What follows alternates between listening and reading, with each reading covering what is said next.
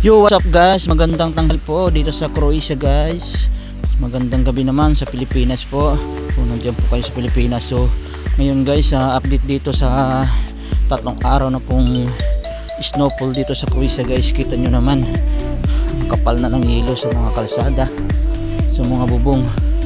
Ganito po ang kalagayan ngayon dito sa Croatia dahil winter season po.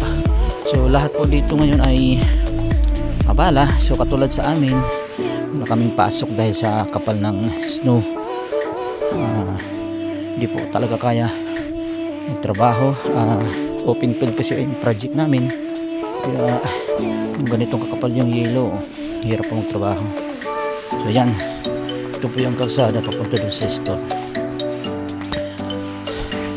Wala po kaming pasok dahil sa snowfall. Ito po ang kalagayan ngayon dito sa Croatia guys, sa Europe. Grabe talaga. Halos matabunan na yung kotse ng yelo. Kita nyo naman, kapal dinadaanan namin napakalamig. Hanggang ngayon, pangatlong araw, tuloy-tuloy po ang ulan ng snow.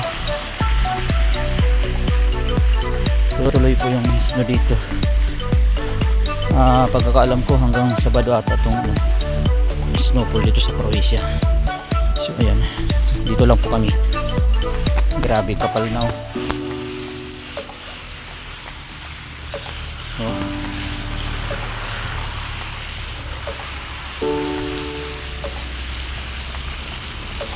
kailangan dahan-dahan lang talagang takbo ng mga sasakyan dahil pag nagpreno ka, madulas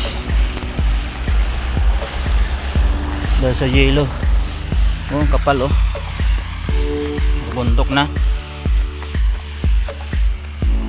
mga kahoy, mga dahon, parang naging dahon na yung yelo.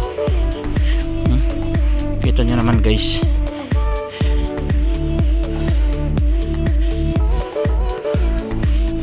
Ganito po sitwasyon dito sa Croatia. 3 araw na po kasi nag-snow, kaya napaka kapal na ng yelo.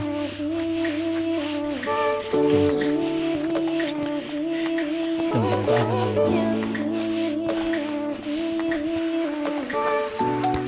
So, ganda ng mga kahoy. Kala mo pinakadahon niya yelo na.